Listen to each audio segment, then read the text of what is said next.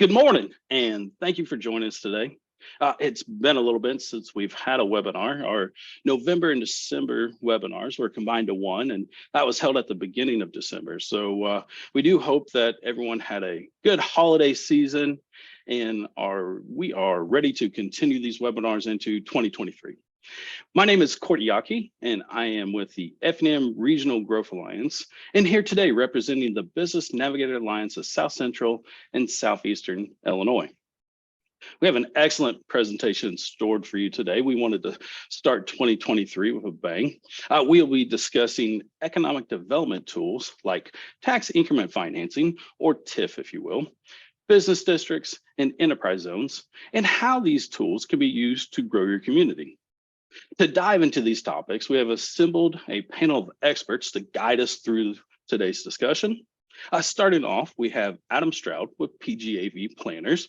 Adam's going to give us an overview of TIF, business districts, and enterprise zones, and how these resources can be used to create lasting community assets.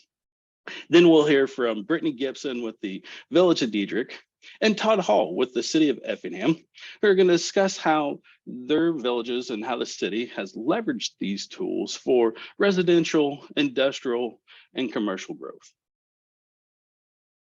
But to get started, who is or what is the Business Navigator Alliance of South Central and Southeastern Illinois?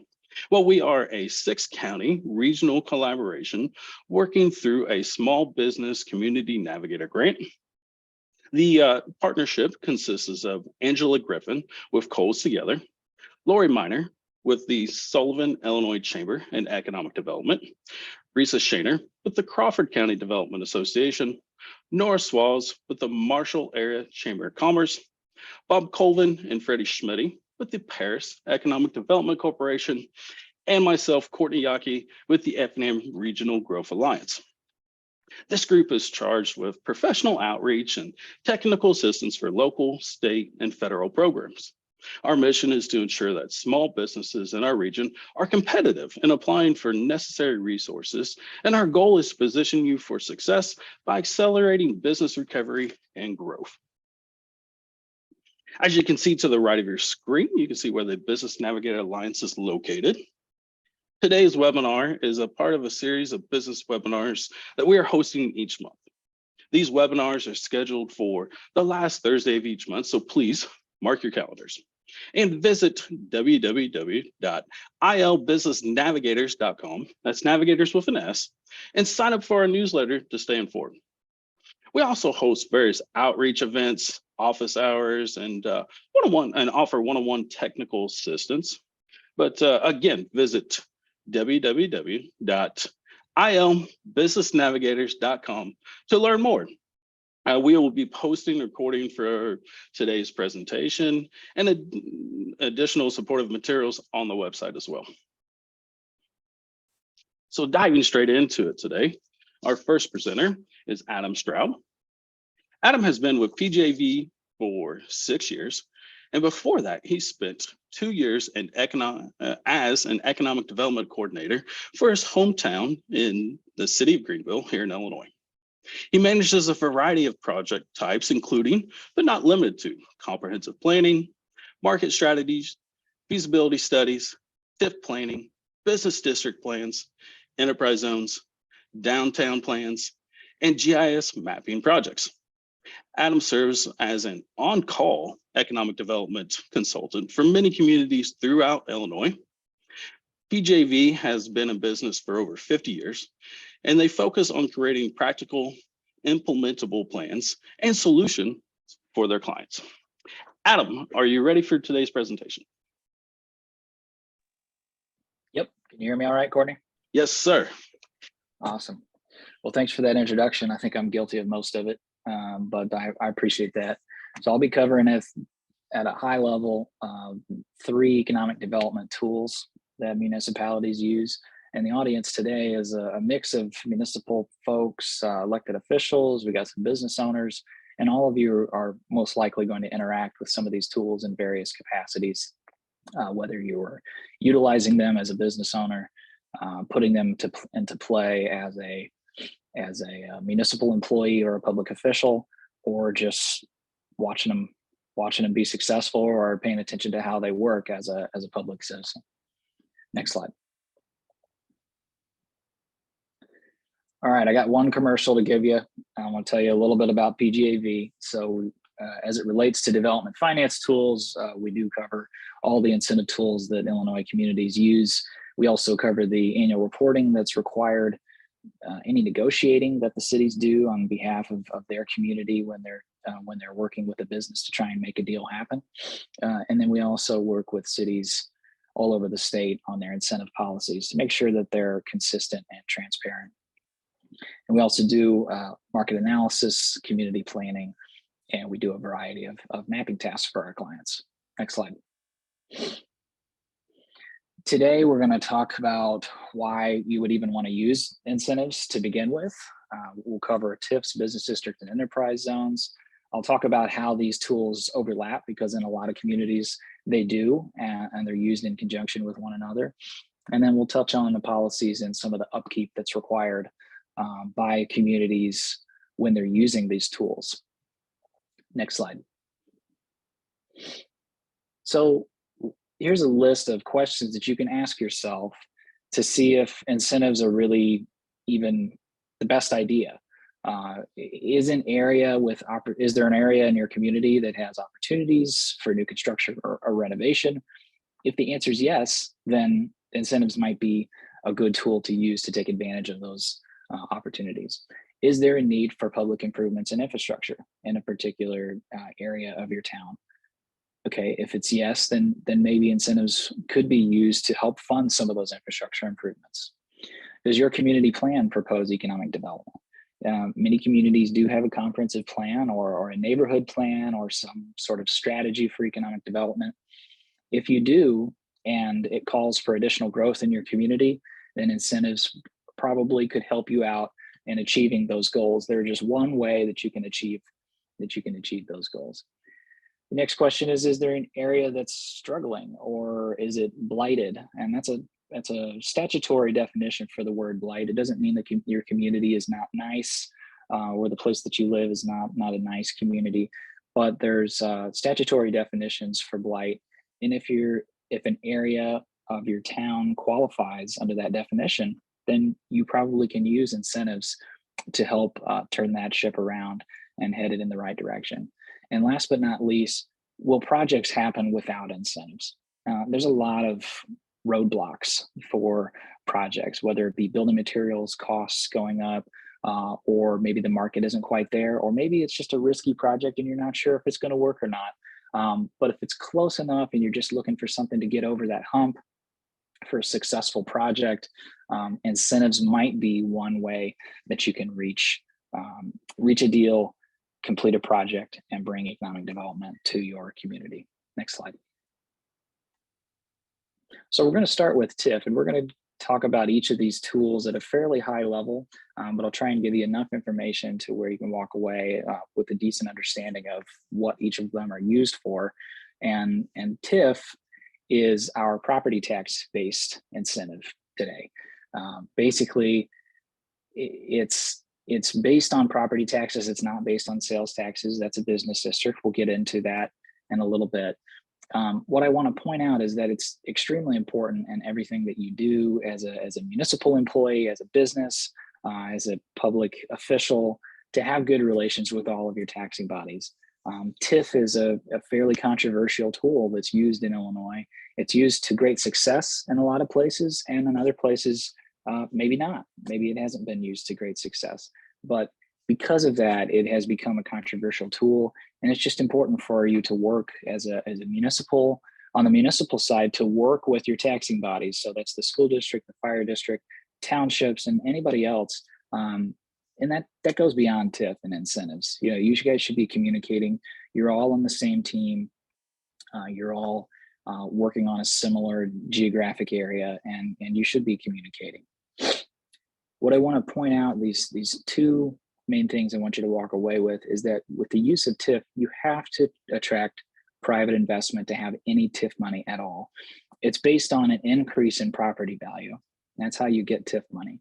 So if you don't attract private projects, you won't be able to have a pot of money or anything to show for it at the end of the day. Older TIFs, a lot of them can perform infrastructure projects and public improvements, but that's because they had private investment on the front end that are now paying taxes into the TIF area. And then lastly, an area has to qualify for the use of TIF. That blighted definition, which I'm not going into in this presentation, but there's a specific definition for what parts of your community can utilize TIF as an incentive. Just ask that you pay attention to that and to not push the envelope too much and to use the tool for how it's intended. Next slide. All right, 2 slides of math. That's it, I promise. So we're going to start with how does TIF work, because it has to really be shown in a graph because I can't explain it otherwise. So a TIF basically lasts 23 years, and that's 23 years of tax collections. So your taxes are paid in 1 year and they're dished out to the taxing bodies in the next. So essentially, you get 24 calendar years. A city has 23 years of tax collections worth of money and time to create and make TIF projects happen. The graph that's shown here, where time is left to right and the dollar amount related to the taxes that are paid in the area is top to bottom. So the blue area is when you create a TIF, all of the taxing bodies continue to collect the taxes on those properties that they did yesterday. You know, it's consistent the entire time as long as the property taxes don't go down below what the base is. That purple maroon sort of color, that's if a project happens or many projects happen within the TIF. If that happens, property values within the area are likely going to increase. And when that happens, the new taxes that are paid in the area all go into the TIF fund. That TIF fund can be used to make other projects happen. It can be used to do public improvements and infrastructure projects within the area. And then after 24 calendar years, you'll see at the far right side of the graph, that blue goes way up because the TIF goes away and all of the taxing bodies, including the city, are able to take advantage of all the increased property values that happened because the TIF was successful in attracting private investment. There are some TIFs that have been extended a further 12 years to 35 years, and there's a few TIFs that have even been extended 12 years beyond that. That's fine. Communicate with your taxing bodies, okay? If everybody's happy, then you can do it. If folks aren't happy, then maybe you haven't communicated your successes enough. Maybe you haven't communicated enough with the other taxing bodies to make sure that that everybody's getting out of the TIF program what they're putting into it. And that's why the communication is so important. And if you all decide as a community that an additional 12 years is worth it, then you can pursue it. The General Assembly does allow you to do that. Next slide. Okay, this is it. Last math slide. So we're going to talk about a specific example of how TIF money is generated. So you establish a TIF area. Let's take one of the properties, for example. One of the properties is paying $10,000 a year in annual property taxes. Well, the city works with the business to come in and rehab the property, and the tax bill goes up because there's more jobs, there's a bigger facility, and it's just a more valuable property. Well, the new tax bill after the project is complete is $30,000. So continue over to number 4. So that calculation looks like the new tax bill minus the old one, and that gives you your tax increment. And that's how tax increment financing gets its name, because it's an incremental revenue each year. So that $20,000 that are coming into the TIF fund each year can be spent on eligible costs. It can use to pay down debt if the city took on debt to complete that project. And then generally speaking, the TIF funds must be used within the TIF, and there's a few exceptions to that, but that's a good rule to follow. So that's how money is generated. That money continues to be generated until the TIF goes away. And a lot of examples, that money is granted back to a business to incentivize them to make that investment. Next slide. All right, let's get into business districts. So once you run through that checklist that we went through, is there an area for opportunity? Does the area qualify, and will projects happen without the incentive? If all of those things are yes, the correct answer, then you might use a business district. Business district is a new sales tax, and that's different from TIF. TIF is not a new tax. TIF just it generates money whenever your property taxes go up. Business districts levy an additional sales tax. So the important thing to consider here when you're looking at doing a business district is, does the area currently generate sales tax? Because the business district tax is going to apply to everything that you're charging sales tax for right now in your community. Does the area currently create sales tax? The second question is, will the area generate taxable sales? So is there an opportunity to attract retail and hotel businesses to an area, and then you can utilize those future revenues to incentivize those businesses? So you can do either one. So it can create, it can tax sales that are happening right now, or look to the future and see if there's an area of opportunity. Next slide. So how does it work? Well, the municipality still has to qualify it as a blighted area. You can't get around that. It always has to qualify according to the statutory definitions. So assuming you've done that, then the city has the permission to levy a maximum of a 1% sales tax on top of what the sales tax is currently. You can do it in 0.25% increments. So anywhere between 0.25 and 1%, you can levy that amount within the business district. Like I said, the business district tax applies to the goods that are currently taxed. It's just at that additional 1%. The exception being hotel tax. So hotel tax is something that the cities have to collect themselves, and the business district hotel tax would be the exact same. And it follows the same rule where it has a maximum of 1% as the sales tax rate. A good thing to remember about business districts is they last 23 years. This time it's a real 23 years and not actually 24 years. So you've got plenty of time to complete projects, attract them, and hopefully at the end of it, do some pretty cool public projects, or maybe end it early if your projects are complete. Next slide. So here's the diagram of, and this is one I want you to take and use after the presentation today, but this is a combination of where the stuff you can spend TIF money on and the projects that you can spend business district money on. There's a lot of overlap between both of the tools, and they can both be used in conjunction together to provide a more potent mix of incentives to attract businesses and grow jobs and that sort of thing. So business district, the one thing that they can pay for that TIFs can't is new private buildings. So basically, new construction would be completely eligible under the business district that you create. Now, you might not generate enough money to actually pay for the building, but you can pay for some of it and provide that business and incentive to get over that hump. TIF district has a few things that business district can't pay for, but by and large, that middle section is what they can both pay for in terms of bringing a business to town. Next slide. All right, let's get into enterprise zones. This is a little bit different tool than the other two, because it's not completely locally controlled. You do have to ask permission from the state to use it, send in an application, and a lot of those zones have already been awarded. So we're not going to see a lot of new zones in Illinois for actually quite a long time. Most of the areas that are in the Business Navigators Alliance jurisdiction, most of those counties have enterprise zones already.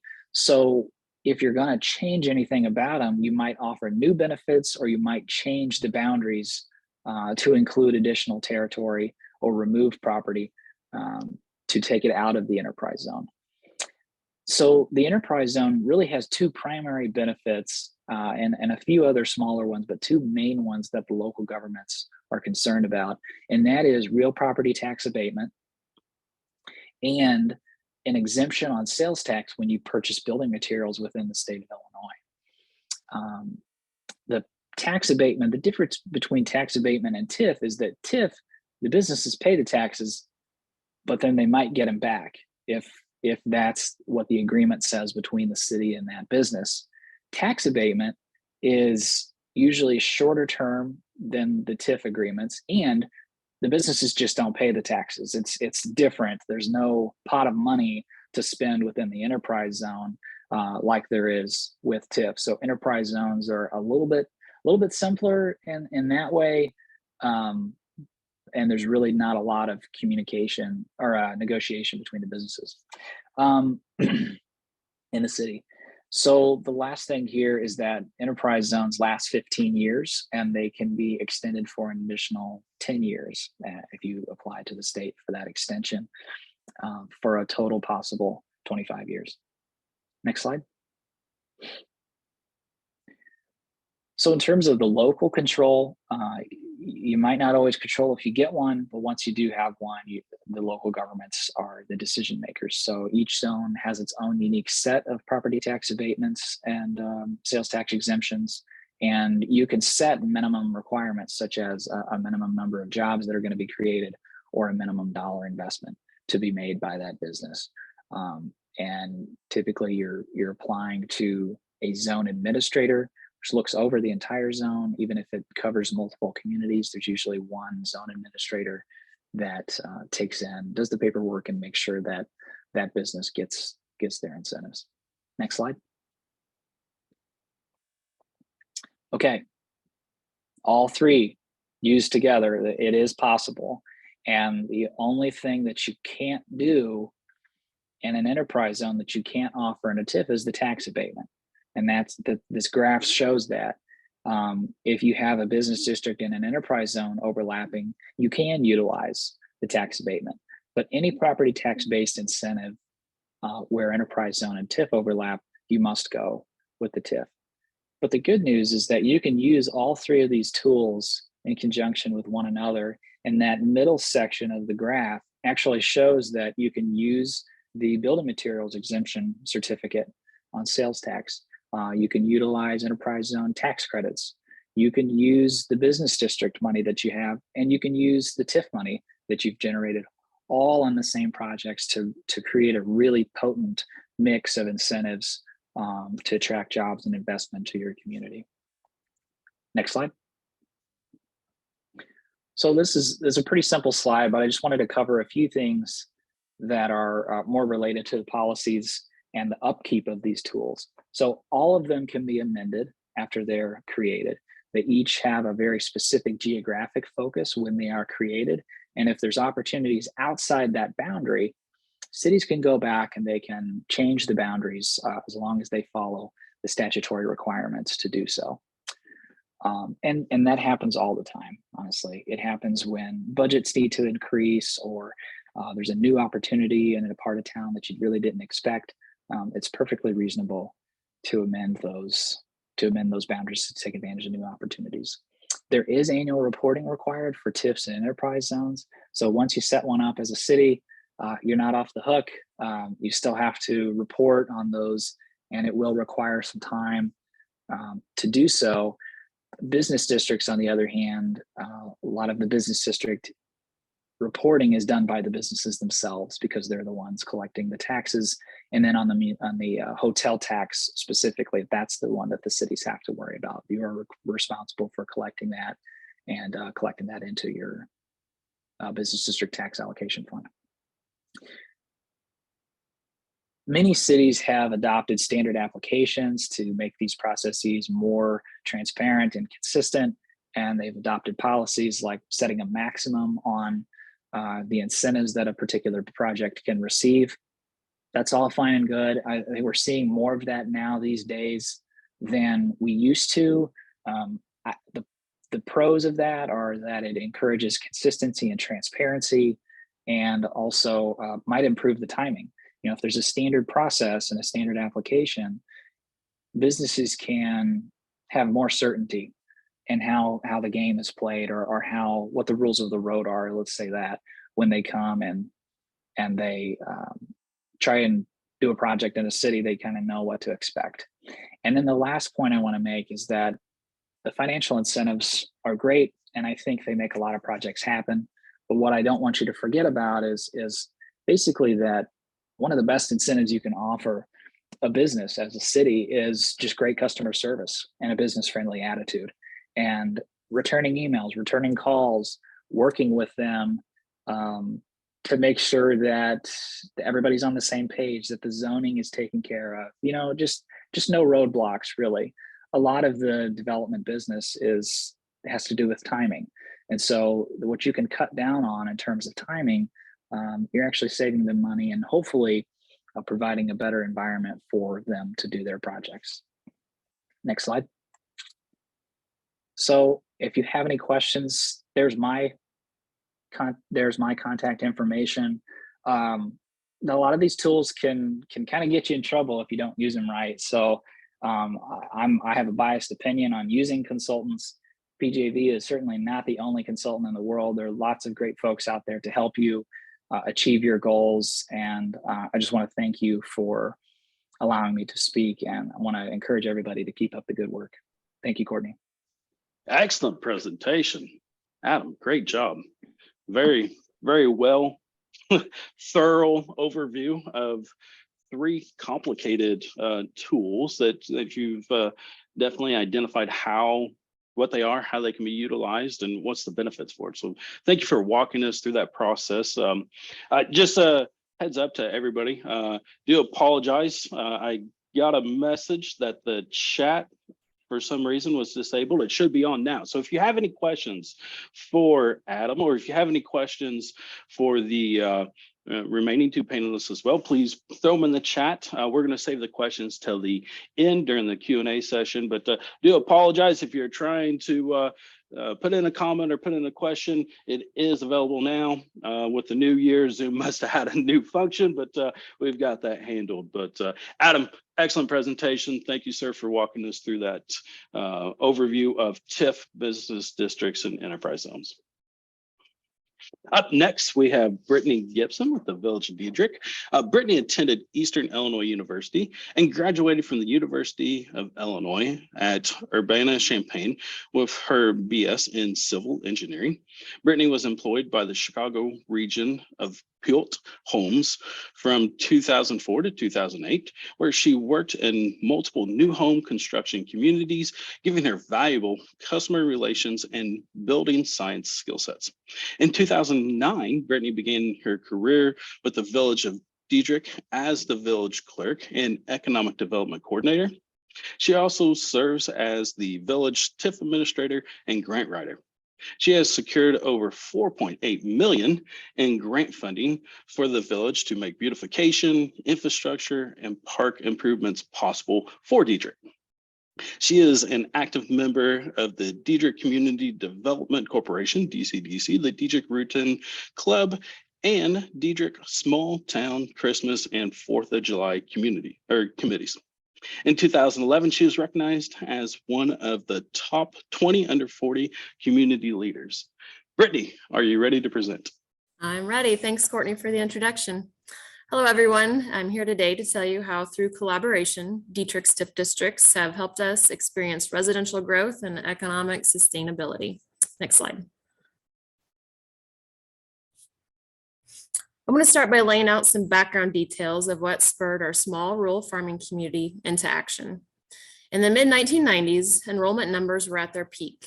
The community leaders knew that decline was inevitable, and if we were going to save our school from consolidation, something had to be done to grow our community.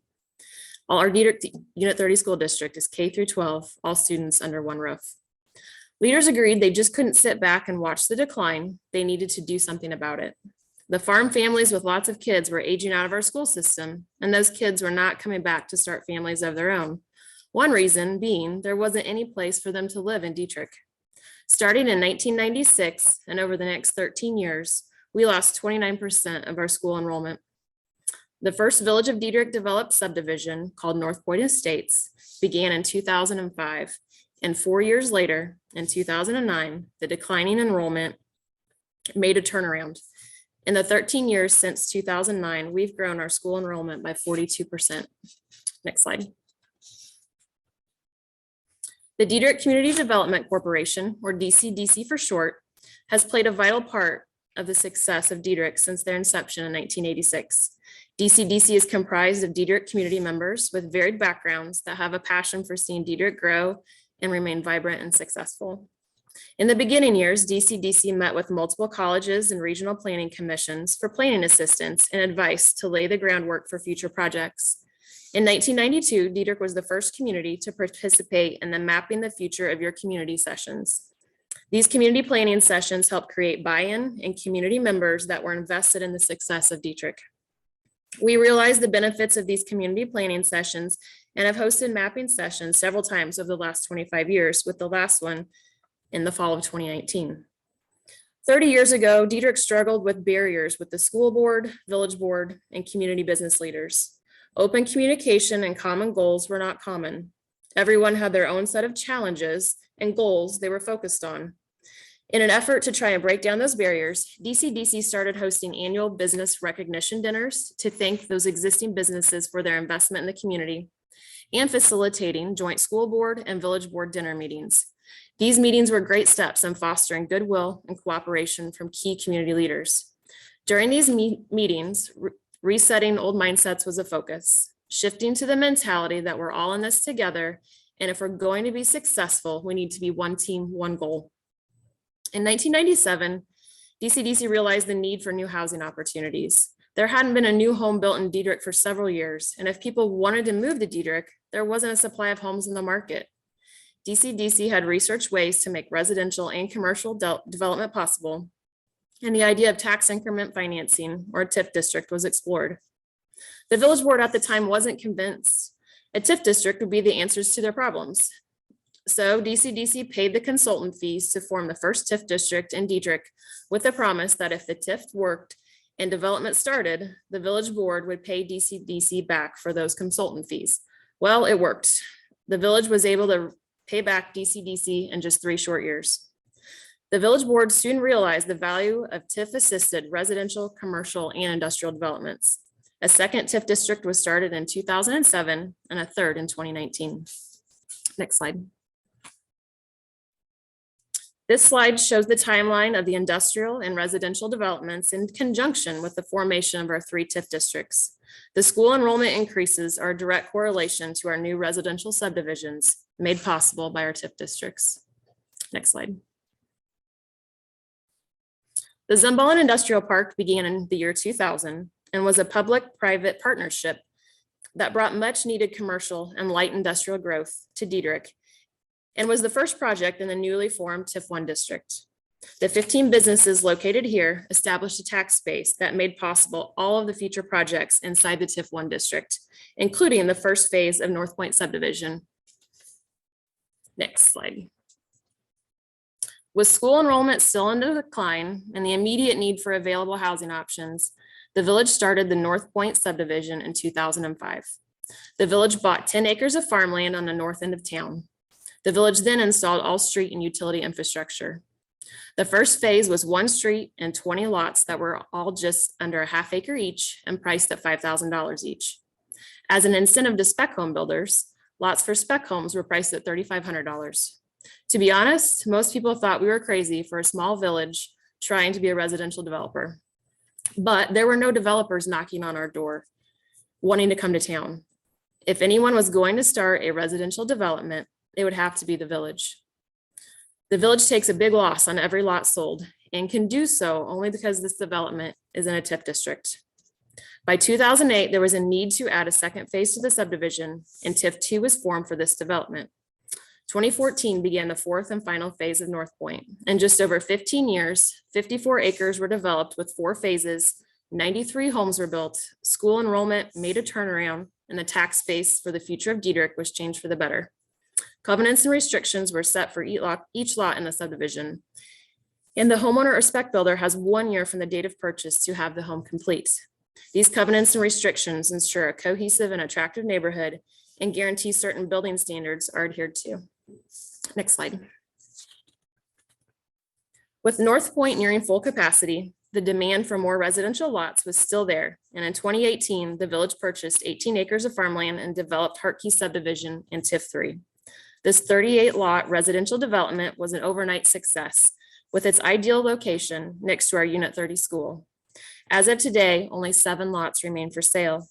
These lots sell for $4,000 each, and just like in the North Point subdivision, the buyer has 1 year to build their new home, and there are covenants and restrictions in place to assure a cohesive neighborhood.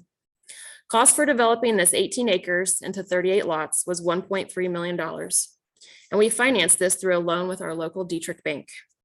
The village loses around $30,000 on each lot we sell, but with the structure of how a TIF works, we can take a loss on each lot we sell. Fully developed lots for $4,000 are a huge incentive, so the lots sell quickly, and we are able to float our infrastructure loans until these new homes start generating real estate taxes. The lot buyer having 1 year to finish construction requirement is a key to getting rooftops that generate real estate taxes. The goal for these developments is not to make a profit. Breaking even is our goal, but it's really not about the money. It's ensuring the viability of Dieterich for future decades with new homes, families, and kids in our school. Next slide. Even through the pandemic, the momentum for this subdivision has remained. 30 homes have been built in just a few short years since the subdivision broke ground in 2018. Next slide. With the original Zumballen Industrial Park full and still a demand for industrial and commercial properties, the village board shifted their sights on another industrial park, and we broke ground for infrastructure development in 2021. This one is located in our new TIF 3 district. The village purchased 40 acres of farmland and developed 23 shovel-ready lots zoned for commercial or light industrial uses. We sell these fully developed shovel-ready lots for only $10,000 per acre. Just like the model we use for our residential subdivisions, we take a huge loss on every lot we sell as an incentive for quick development. Next slide. Dieterich has been fortunate to be able to capitalize on several state and federal grants over the last 15 years, and TIF funds were used for the required local match. These grants have been used for infrastructure, streetscape beautification, and pedestrian accessibility improvements. One thing that I hear often from people that are visiting or new to our community is how impressed they are with our ADA accessible sidewalk network, our beautiful streets, lighting, and decorative boulevards. Never underestimate how the appearance of your community can attract new residents. I've heard multiple times from different people that they were just driving through, fell in love with what they saw, and wanted to move to Dieterich. Next slide. As we continue to grow, we've learned through our mapping sessions that parks and recreation are important to residents. And we recently finished a project to revamp our Liberty Park with a grant through IDNR. Our TIF funds provided the required 50% match. Liberty Park pictured here is adjacent to the Unit 30 school property. We were able to double the size of the old pavilion, and it worked fantastically for the school to be able to use the pavilion to hold events outdoors instead of inside during the pandemic. Even now during nice weather, teachers continue to take advantage of the pavilion to bring their classes outdoors. In this day and age, a lot of people have flexibility with their jobs to work from home. 30 to 40 years ago, people lived in certain places because that's where their jobs were. Nowadays, that's just not the case. People choose to live where they want to live based on the schools, parks, recreation, and other amenities that the community has to offer. Dieterich is blessed that we are a fiber to home village, and we draw on a good percentage of those work from home professionals. Being a fiber to home community made Dieterich even more desirable through the pandemic when students began e-learning and parents shifted to home offices. Next slide. A community's needs are like the spokes on a wheel.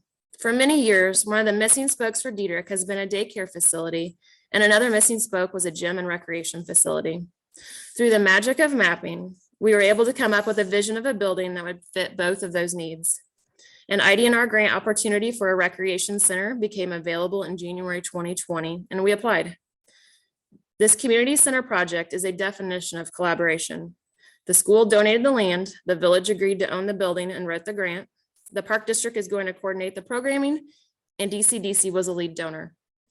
Much to our amazement, on March 16th, 2021, we were awarded a $2.1 million grant for our community center project. Volunteers worked on a fundraising campaign, and a generous donation from the Wright family was received for the naming rights of the community center, now to be named the Wright Family Center. The groundbreaking ceremony was held September 9th, 2022. And even though we were given a $2.1 million grant, we still had a lot of money to raise for this project. Thanks to COVID price increases, what was a $3.2 million grant project at the time of application in January of 2020, the price came in at $5 million when bids were open in 2022. There's still a funding gap for this project of $1.3 million, and fundraising efforts are still underway today. But if necessary, TIF funds are able to provide the required loan capacity to make this project a reality. Next slide, please. One of the crazy ideas we had to raise funds was to build a brand new home in our Harkey subdivision and raffle it off. What a better way to promote Dieterich, our new Harkey subdivision, and our new community center cause. And the icing on the cake was we got another home built in Dieterich during the pandemic. If you're looking for a way to promote a new subdivision, I highly recommended building a home and giving it away in a raffle. Tickets were $100 each, or 6 for $500. Through TIF, the village was able to donate the lot, and DCDC agreed to be the owner of the home while under construction. And a local developer donated all of his time to coordinate the construction of the home. Our local furniture store donated professional staging for the home, and most of the contractors working in the home donated a portion of the materials and or labor for the construction. It was a truly amazing project to be a part of and to watch it all fall into place. In the end, we were able to raise $213,000 for our community center through this home raffle. Next slide. Dieterich's population growth in the last 10 years was 44%, going from 617 residents in 2010 to 890 in 2020. As of today, there are 142 new kids in our community because of the residential developments made possible by our TIF districts. And these numbers are climbing, especially with the COVID baby boom. Next slide. Since the inception of our first TIF district in 1997, the village has assisted new and existing business owners in over 20 different projects, which have created over a $6.2 million combined private investment of commercial and light industrial growth in Dieterich. TIF incentives have been as little as $2,700 all the way up to $75,000, while the majority are somewhere in the $10,000 to $20,000 range. The $366,000 spent in TIF incentives has fostered growth and brought valuable goods, services, restaurants, medical care, and a job creation to our community that otherwise would not exist. Next slide. Over the years, I've had the opportunity to hear from many different communities and their school districts throughout our state. Dieterich is blessed with a wonderful superintendent and board who support our TIF districts and understand how they can benefit the school districts if they are used properly. I hear horror stories from communities on how their school boards and city councils are at odds over their TIF districts. This graph shows the increased EAV is not just in the TIF districts, but the overall school district, which has allowed the school district to keep their tax rate flat over the last 10 years. Dieterich Unit 30 has been able to increase their real estate tax base and become less reliant on state funding sources, which we view as a good thing. As our TIF districts begin to expire, this will only benefit the school districts further. The land that has been developed into new subdivisions was farm ground, and if the village hadn't stepped in to develop this land, it would still be farm ground, which would have created very little real estate taxes for the school. Our school board views TIF as a long-term savings plan, and in 23 years after the TIF districts expire, there'll be much more local tax to collect. Thank you for allowing me the opportunity to share the story of Dieterich. I'll turn it back over to Courtney. Awesome. Great presentation. My goodness. Thank you for giving us insight to how a public-private partnership can work together and really how the use of TIF can also do infrastructure improvements and improvements throughout the community for various amenities and projects, and just how you've leveraged that to grow and really what a community can do when it all comes together. Excellent presentation. If you got questions for Brittny or questions for Adam, please put them in the chat. We've got Todd Hall coming up next. I know this is scheduled for an hour. These are great presentations. I don't want to interrupt anything. A lot of powerful, wonderful information that our panelists are willing to share. We're going to continue on. Like I said, we have Todd Hall next with the City of Effingham. We will have a Q&A afterwards. Hope that you can continue to join us. We'll continue past that hour time frame, but we will have a hard stop at noon. So up next is Todd Hall. Todd has a bachelor's degree in political science and a master's degree in public administration. He has worked in the economic development field for close to 35 years and is currently the Economic Development Director for the City of Effingham. His duties includes administrating its TIFs and business district programs and being the director for the city's tourism department. The Effingham Enterprise Zone is also part of Todd's department, with Todd previously administering the program for 25 years. Todd, are you ready for your presentation, sir? Ready to roll, Courtney. Thank you, sir. You can go next slide, Courtney. So in Effingham, we have all three tools that we've been talking about this morning. I'm going to start out discussing the enterprise zone. This is a map showing our current enterprise zone boundaries. You can see primarily the majority of the territory in the enterprise zone is in the southwest portion of the community. That's where our industrial area is primarily located, some commercial area down in there as well. And we did have a previous zone that was started back in 1988. It was around for 30 years, and we had close to 500 projects in that zone. 8,700 jobs were created and retained, and over $576 million of investment. And with the new, and of course, that zone then expired, and we applied for a new zone through the process, and we did get it created, as you can see. And some changes with the new zone. We did add the village of Teutopolis along with the county of Effingham and the city of Effingham. So all three of those entities are the governing entities for the zone. We did change some of our incentives.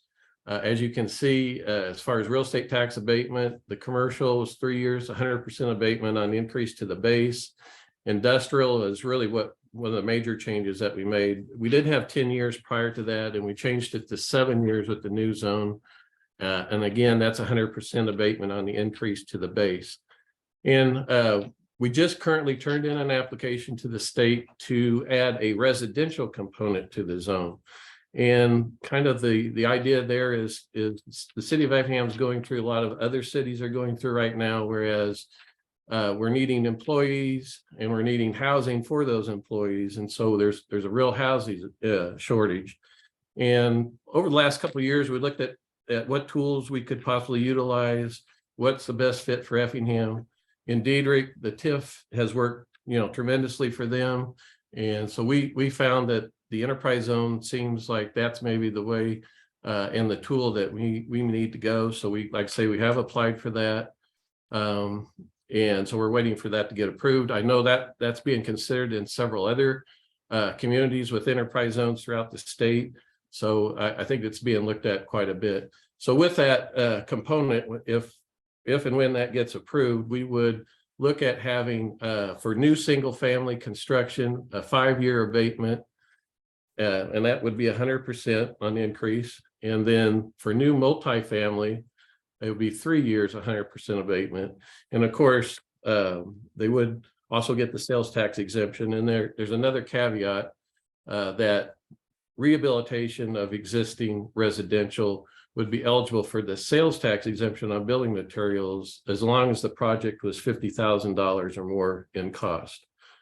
So, and again, the various state incentives are available through our zone as well.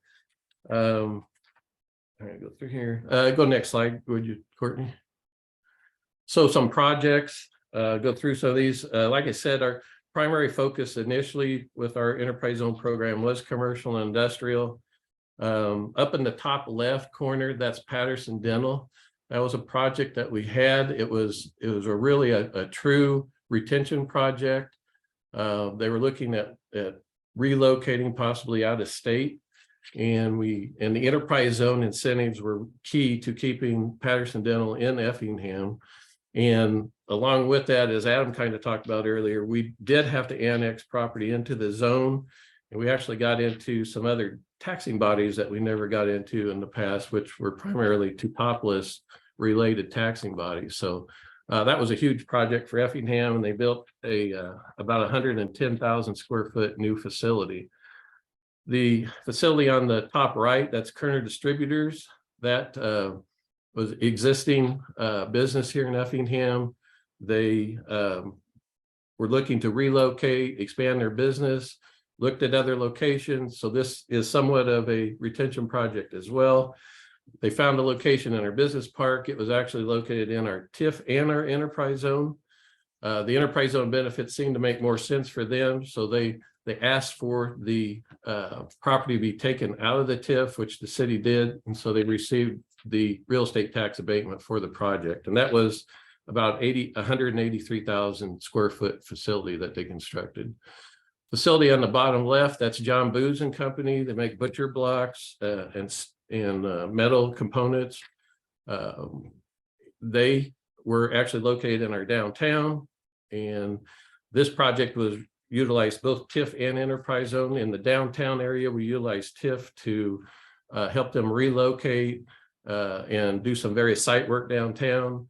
And then with the new facility that you see, they actually purchased an existing facility and added on to that facility 3 times. They added about 300,000 square feet and utilized the enterprise zone down for that project. The project on the bottom right is Sherwin-Williams. That's their Midwest Distribution Center. It's about 1.2 million square feet. This project happened several years ago, but they again were looking to relocate out of state, this complex, and through the use of enterprise zone and the TIF, we were able to assist them with making numerous renovations to the facility, and we're able to keep them in Effingham.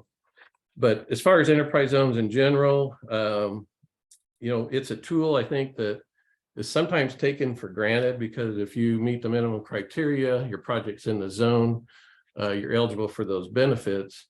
But I think with some of the new processes and reporting that's come along with the new zones, I think people realize, hey, I'm in the zone, I'm getting these benefits, and made them more aware that it is a benefit that's being provided them by the various taxing bodies. You go next slide. I'm going to move on to business districts and TIFs. But before that, I wanted to just kind of show this slide and kind of just briefly talk about how we utilize those tools and what we look at.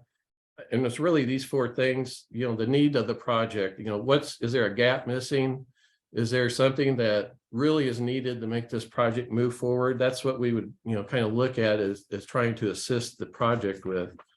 And then the project impact, that's another thing we look at. What's the investment of the project? How many jobs are they going to create? What's the wage rates that they're going to generate? And then the third thing would be project return to the city. What's the sales tax that's being generated by this project, or the real estate tax? And then the last thing is project intangibles. And by that, I mean, is the project taking an existing building that needs really bad shape, needs to be rehabilitated? Is that a building that the city's wanting to see fixed up and reutilized, redeveloped? Is it a building that's so bad it needs to be demoed and then redeveloped, the property redeveloped? Or is it a site that's so undevelopable it's going to take a huge investment to put a project on it? So, if those are sites or locations, buildings that the city's targeting, the use of the incentives might come into play more there. So next slide, please. TIF districts. So Effingham currently has 3 TIF districts. I do show TIF 1. That was our main TIF, our first TIF. It was the main engine of our TIF program. Not getting too much into it, but it was a sales tax TIF. So by that, you were able to capture a portion of the state's 1% sales tax, or portion of the state's 5% sales tax, and then the city's 1% sales tax increment was also put into the TIF account. So we were able to do a lot of projects during that time period. That TIF has expired now. It expired in 2021. As Adam mentioned, we still received increment payable in 22 last year. So it's for us all essential purposes. The TIF is closed down, but we still have some projects that we're undertaking in the boundaries that had been started. So there'll still be some activity in the boundaries. The other 3 TIFs that you see basically are located in different parts of the community. The central TIF is the green area you see there. That's mainly in our downtown area. And it's really an area that we targeted for infrastructure improvements. We started our downtown facade program down in that area back in 2003, and we've had about 60 projects thus far as part of that. And like I say, the infrastructure has been a main focus of that. We had some 4-inch water mains down in that area, and we had a program at the city level that we were targeting replacing those and upgrading those. So that's for the most part has been accomplished. We have various road projects that we've put down in that area, and so the TIF has been huge as far as keeping the infrastructure updated. The yellow area up there to the west, that's the Outer Belt West TIF. That the primary purpose of that TIF was to create Outer Belt West roadway, which connected 2 of our interchanges, opened up that area for development, and really that's the main purpose of that TIF. Is actually going to expire in 2024, and so we will not extend that one when that does expire, as we did with TIF 1. The other TIF, the blue area, that's the industrial TIF, and that's primarily, like the name implies, it's in our industrial area. There is an area of commercial along South Route 45, it's South Banker Street through the city. We've targeted that area quite a bit for infrastructure as well. Have assisted with some projects down in that area. But really, like I say, we have really tried to make infrastructure the main focus, but Adam kind of touched on this as well, but through having the sales tax portion in TIF 1 and the TIFs being successful, we were able to assist the various taxing bodies with projects over the years, and which has helped tremendously. They've been very supportive with the TIF program, and that's just worked out very well for everybody. A couple of those projects that we did with the taxi bodies, as far as with Unit 40, we've helped them with various vocational training programs that they've had. Way back when we constructed the new high school, we assisted with site improvements for that project. We have a construction trades program that we assisted with, and assisted with purchasing a manufacturing lab for the high school and Lakeland College that has a facility here in Effingham as well.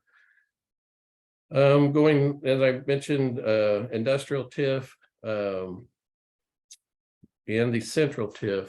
What we recently did last year with TIF 1 expiring and Outer Belt West looking to expire, we did go after legislation and extended the life of the central and industrial TIFs, the green and blue areas, by the 12 years. So those do now expire after 35 years. We also added some property in the industrial TIF so we could connect both of those up together. When TIF 1 was in existence and we created the other TIFs, we made them adjacent to TIF 1, so we could transfer monies from TIF 1 into the other TIFs to do projects. And so we did the same between the central and industrial, so we can transfer money down the road if we need to. We have a project in one and don't have quite all the funding, we can transfer that money down into that other TIF. As part of that annexation, we did put in an area there on the east side of the industrial TIF that is residential. And that was an area that the infrastructure needed to be updated, streets and water and sewer lines. And we're looking at maybe some type of housing programs in there as well. But that's an area that we targeted and did include that residential area. Next slide, please. So some of the facade program projects that we had, the one on the top left, that's a D&J's party supply. That was actually in the industrial TIF. So we did add the facade program down into that area. As I mentioned, there's a commercial area along South Route 45. And so we did add that into our program as well. And it's basically a facade program. It's really gone over a transition over the years. Each council has kind of tweaked the program.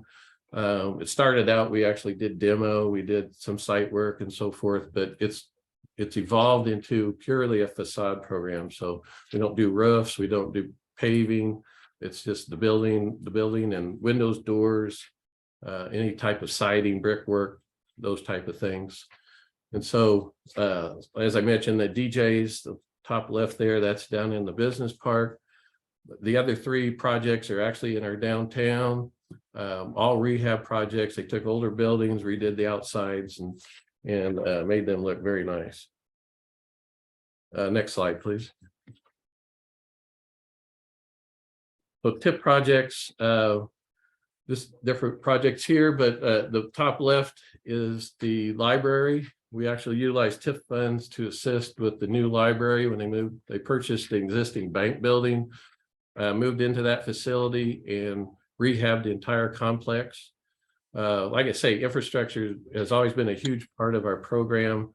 Water tower on the top right there, that was constructed utilizing TIF.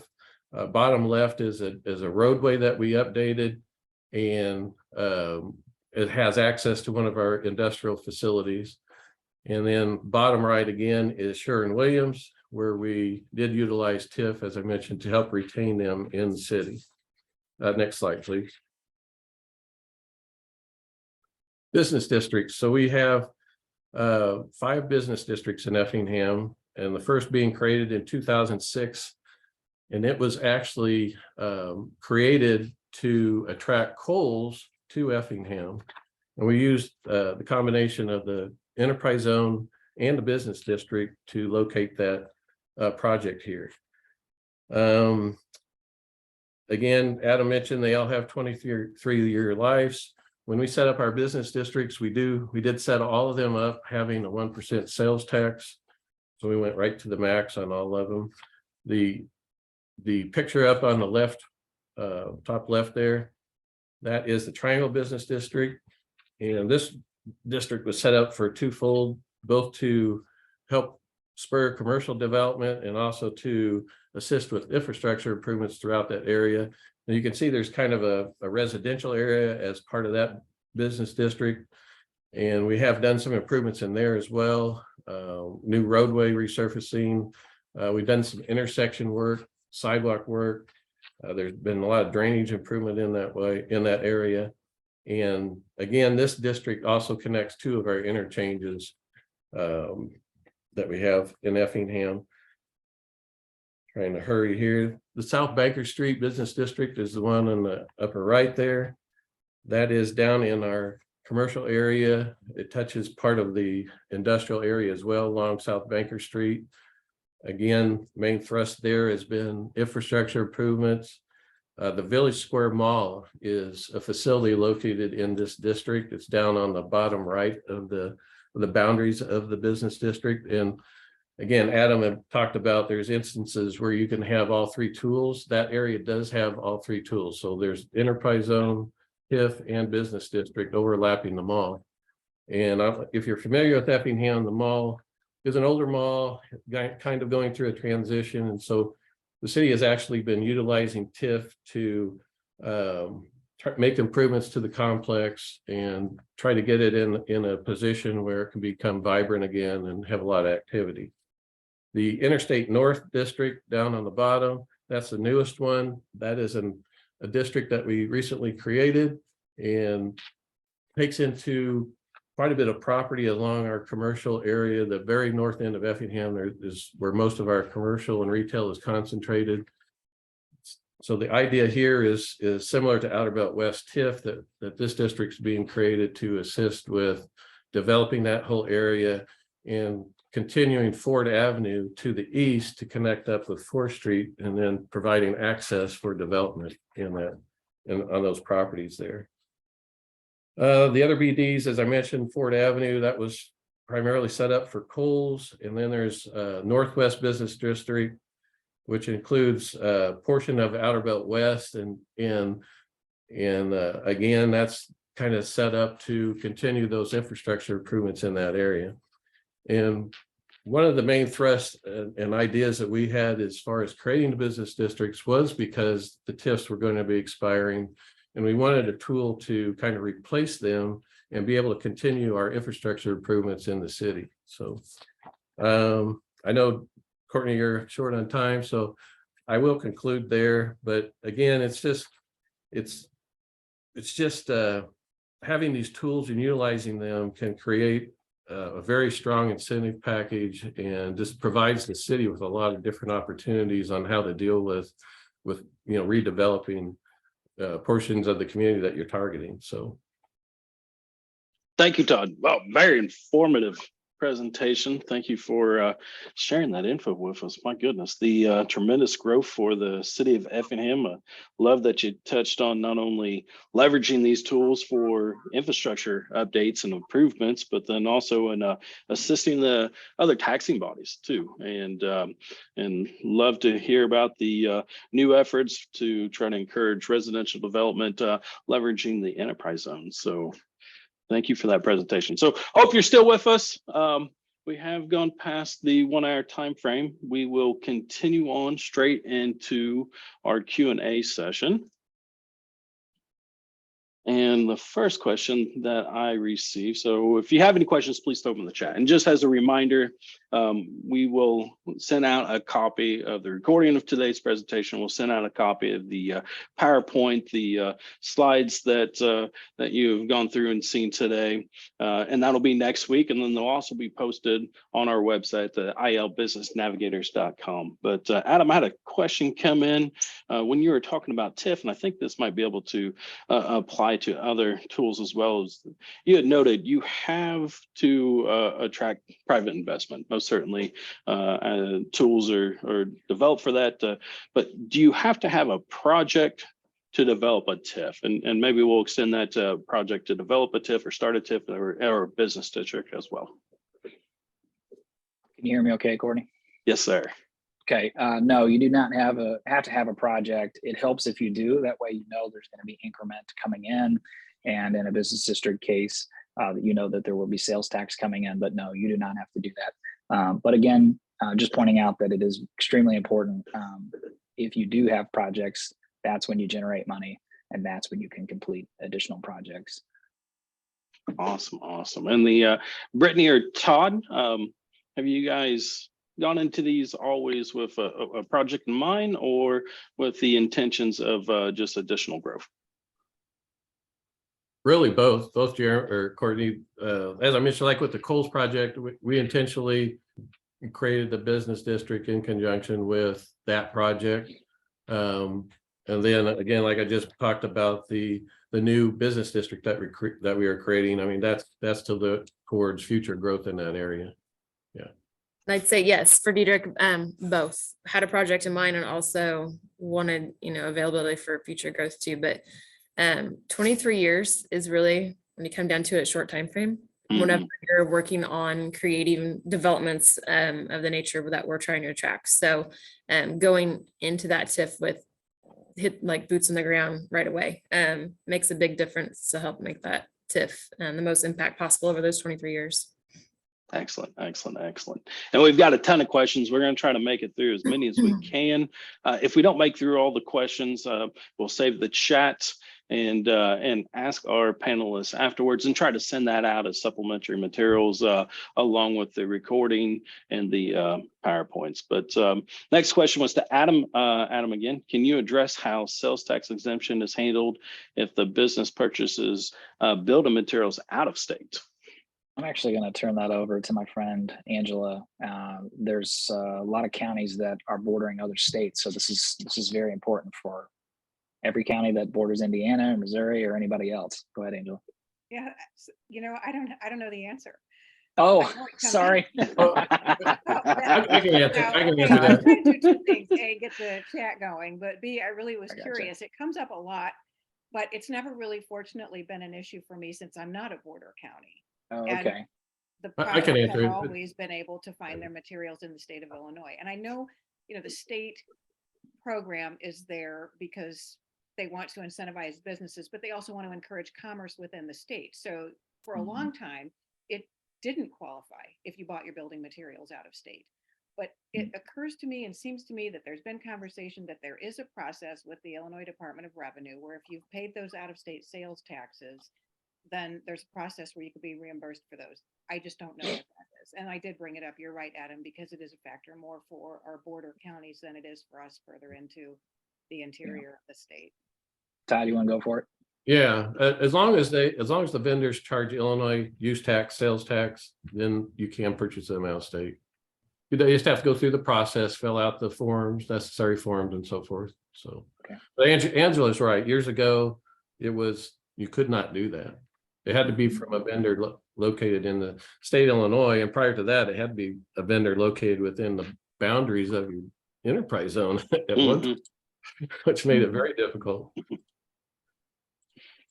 For the next question, TIF related question, what is the best way to incentivize the first couple of businesses that locate and invest in a new TIF district when the increment has not yet been well established?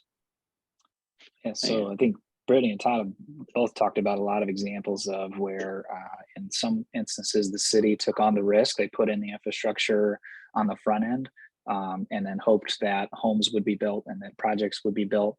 That is a risky situation. And so it's no guarantee that it's going to work out.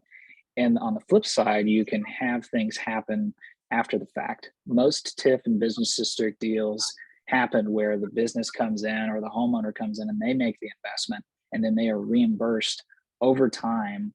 So it's a little bit slower payment, but that way the city doesn't have to take on an upfront incentive. So there's both of those ways to do it. And Brittny and Todd have both shown examples of both of those methods. Awesome. Brittny or Todd, anything to add to that question? That answer. Well, we try to make a lot of our agreements performance based. So in other words, the project would come in, they put the infrastructure in and then reimburse them over a period of time up to a certain dollar amount for those improvements. So, if they don't generate the tax, then they would not get reimbursed. And I echo that. Dieterich is the same way. Performance-based payouts over time that are easier for us to handle. And if they don't create that increment, they don't get that reimbursement. Most certainly, and most certainly a win-win for both parties with performance-based incentives. I had a couple questions about how the recording, the slide deck will be shared. If you registered, obviously you're here with us today. We have your email address. We will send out the link to the recording and a PDF of the presentation, the slides, if you will, in an email, and then they will be available on our website at ilbusinessnavigators.com. Off the home page, click the webinar button, the business webinars. Next question, does a new TIF require specific legislative authorization, or is it only administered or administrative through DCO? I can take this one. So it's not a state decision. It is a local decision to set up a business district and a TIF. As long as you follow those statutory requirements and the noticing requirements and all that, it's your call. You do have to give notice to DCEO, and that is one of the requirements. If you want to extend a TIF district, that does require legislative approval. And the unwritten rule in Illinois is that you have to have letters of support from 100% of your taxing bodies. It's not written in the statute, but it is a rule, and more than likely 90% of the time, your legislators are not going to introduce a bill to extend your TIF unless you have that support from your taxing bodies. Personally, my soapbox, I think that's a great thing. I think it's great that everybody's on the same page. And it shouldn't be one taxing body making a decision over the other ones. And kind of as an addition off of that statement there, once a TIF is formed, can it be dissolved prior to the end of the life frame? Yes, it can. A few examples of why that might be done. If it's a smaller TIF and it was really focused on one or two projects and those projects are completed, all the incentives are paid out, and then there's really nothing else to do in the TIF or the business district, you can end them early. That's a great benefit for the taxing bodies. And then in terms of the business district, it's just a benefit for the consumers because they don't have to continue paying that additional sales tax. Another reason would be if nothing's happening in a business district or a TIF area, and maybe there's a reason there to end it early. It's perfectly reasonable to end it early if that's the case. Awesome. And Brittny and Todd, maybe more of a local perspective there. With these tools, have you guys, one, had to end something early, or two, have you heard from the public about, or from taxing bodies about the idea of ending it earlier, or even the extension? No, no on ending it early from taxing bodies, and that's nothing that we've really considered right now. As I kind of mentioned real quickly in the presentation, that we have taken properties out of the TIF, and apparently that's been, as I said, where there's an overlap with the enterprise zone and the project. Once the enterprise zone benefits versus the TIF assistance. So no, I mean, really, we haven't. I mean, that's the closest we've come. We've added property to both the TIFs and the enterprises zone, but not closed anything early. Understood. Yeah, we've never been requested to close early in Dieterich. Our TIF one does have 1 12-year extension, but no, we've got plans and have everything put to good use. So no need to end early so far.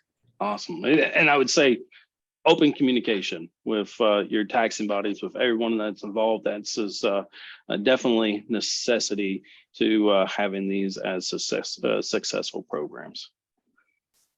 Joyce had a question. Our old grade school is in our TIF district. Have had trouble getting funding to tear down the building. Could TIF funds be used for demolishing the building if we plan to develop there for new housing? And Adam, I'll throw this to you. I think we kind of covered this a little bit, but maybe in addition to this question of can they be used, where can people find what the eligible uses are for TIF and for business districts? Yeah, so demolition is an eligible cost both in the business district and the TIF. So if you've got the money, you can go ahead and pay for the demolition of that school building or any other building for that matter. It would also include grading the site after being demolished and preparing it for a new project. As with any project, I'm always going to say it's better to have a project on the other end of that demolition so that you have a promise of new economic activity and new investment when you do make that demolition expense. But if you got the money and you know it needs to come down because of some opportunity or contamination or something like that, then yes, you may go ahead and make that investment up front. And what was the other part of that, Courtney? Where can they find information on what are eligible expenses? Well, you can read the TIF Act and the Business District Law.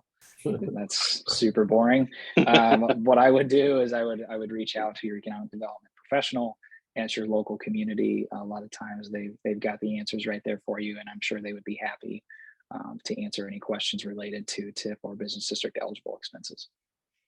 Awesome. Next question is for Brittny. I noted down 93 newly constructed homes in 15 years. Wow, congratulations. And this question came in. Do you see a bump, or did you see a bump in the interest in residential properties from the work from home growth? So did you see a bump in interest in people relocating or wanting to relocate to the village of Dieterich once you guys started this? Yes. Number one, I think Todd alluded to it earlier. There's just a shortage of housing in our area. So having lots available that were shovel ready for $5,000 and even $4,000 in a new subdivision is a huge incentive. So yes, housing shortage definitely plays a factor in the people seeking our community out. And also our great school district. We have people that seek our school district for its great reputation. And so our school district is definitely one of the top reasons people choose to relocate to Dieterich. And progress breeds progress is what, like, once that ball gets rolling, just seeing activity and all the things going on, it definitely helps whenever there's consistently something new and something neat being built. People want to join it. Awesome. And maybe to continue on with you, Brittny, would you be able to explain how the loss the village takes on the lot, on the sale of the lot, is recouped? With the new increment, I think Adam's graph earlier, very simple, but completely accurate, easy to understand. That new increment created because we were going from a farm field with very low taxable value, and a new rooftop, a new house put on it. That's a very large increment. And with the 1 year time frame to build each of those new homes on the lot, that increment just keeps growing. And that's how we have a great partner in our local Dieterich bank. They are able to finance all of our construction loans, and they realize with our past history that we will be able to float those infrastructure loans. So that loan capacity is there with all of the lots that we have and how quickly we sell them. We're able to finance our loans, knowing how quickly those houses sell and that new increment created. Awesome.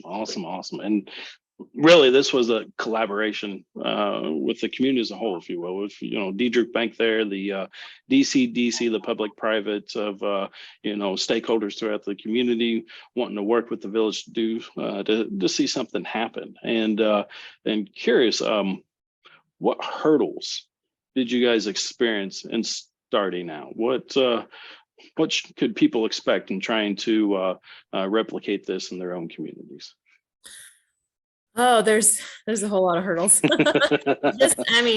Being a developer, a lot of the hurdle, like infrastructure wise, with all the water, sewer, gas, electric, things like that have to go in and be a part of it, and managing those covenants as well, things that you want to see to promote that cohesive neighborhood. And the building, we don't have, Dieterich is small enough, we don't have building codes, believe it or not. And so setting rules in those subdivisions covenants to attract the right and the type of building style that we're looking for to create the most taxable value. A lot of the covenant, as we have gone on, our covenants have changed every single time we've done a new addition. We just learn things along the way. And then infrastructure wise, learning what best practices, like in our Harkey subdivision, for instance, we have realized that lowering the lot price and asking the home buyer or developer to install that sidewalk in front. That's while you're pouring concrete, it's a pretty small investment really for that lot owner, but for the village to go back and put sidewalks in later, it's a big undertaking. So even things just as simple as requiring sump pump lines and gutter drains to be buried to our storm sewer, things like that to just improve the neighborhood overall as we have went on. Awesome. And then how did you prepare the school system for the expected population boom? Well, I don't think we were blessed by, the lack of students. We had a whole lot of room in that school. Whenever we experienced that, like nearly 30% decrease, there was a lot of classrooms that weren't being utilized to their full capacity. But now that we are at max capacity, our school district is actually in the process, as we speak, of adding on.